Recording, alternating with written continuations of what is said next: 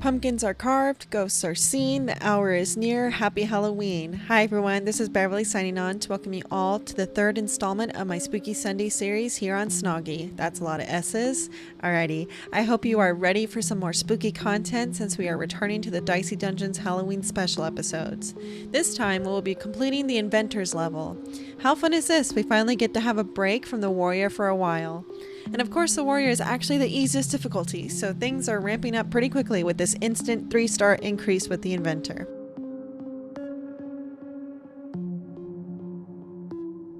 The Inventor's specialty is that she actually uses gadgets that aren't necessarily connected to any dice rolls or cards. She destroys her equipment and creates a new gadget with every fight. Planning ahead is very important, which I think, as we all know from my previous playthroughs, this is not my strong suit. Mind you, I'm only showing you the successful run. I have no idea how many times I've had to play her level in order to actually complete to the boss level. So, something that I finally figured out, that without the No You gadget, the backfire is really unhelpful, so this is the first piece of equipment that I will be trashing. Plus, having an extra dice is almost always a win. Also to point out here is that the Inventor actually collects more equipment than any other dice character, so that she can actually use the materials in the future to make her gadgets.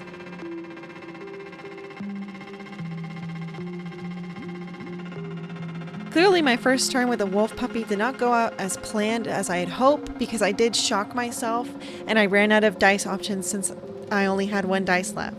I definitely need to categorize each dice in order to pair them up in the correct card that they need to be with. Even though the Inventor collects more cards throughout, it barely feels like that you can have a complete hand at one time, since you're always constantly destroying them in every fight that you complete. This is more of an advantage in the long run because items in your backpack will not be offered for scrapping at the end of the battle. So ironically, it's kind of best to put all your cards out on the table. I have to say she is quite a tough cookie and a tough character to play as, because your hand is constantly changing, so you can't really rely on one point of attack against any enemies. Also, you kind of have to plan out every aspect with this character. So it's best to figure out the consequences for each card and work backwards when it comes to each hand that you're presented, because it might change based on the dice that you have as well.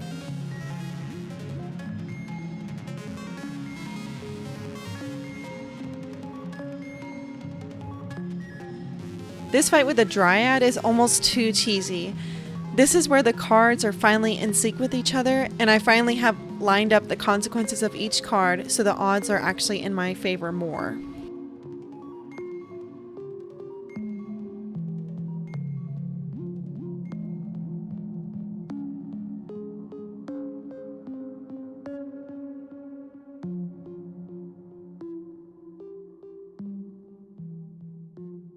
With these first few enemies complete, I finally have my first powerful card, which is great because the best strategy is to actually only pick one or two powerful items that you will have that will be the last cards that you ever want to trade out for gadgets.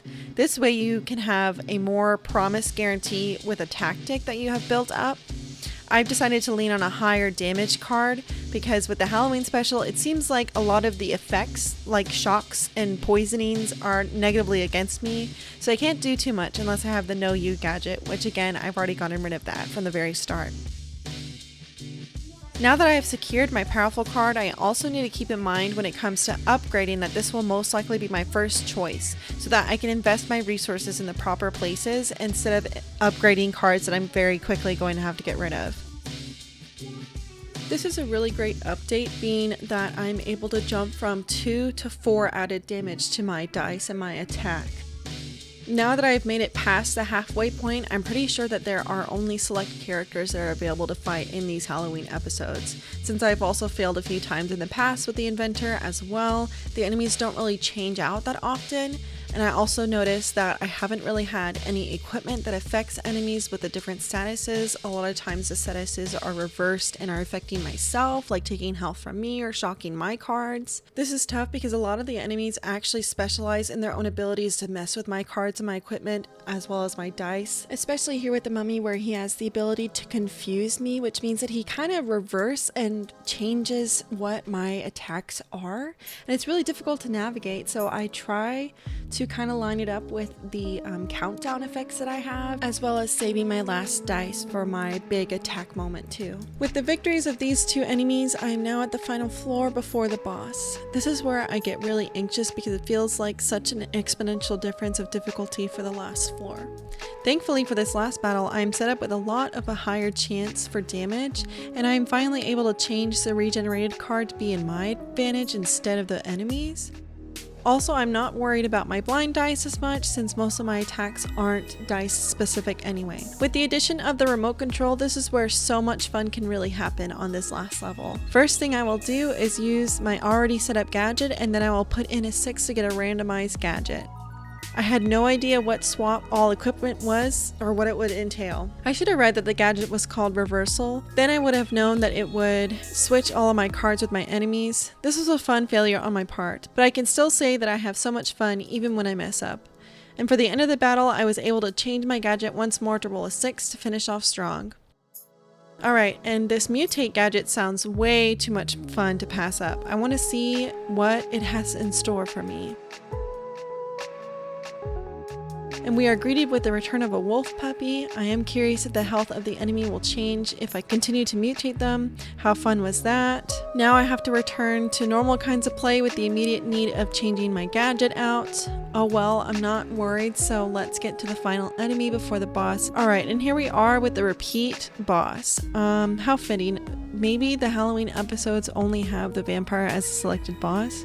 As mentioned before, it's super lame how you have to sacrifice one of your precious slots of equipment for the last stupid 5 HP of this boss as well.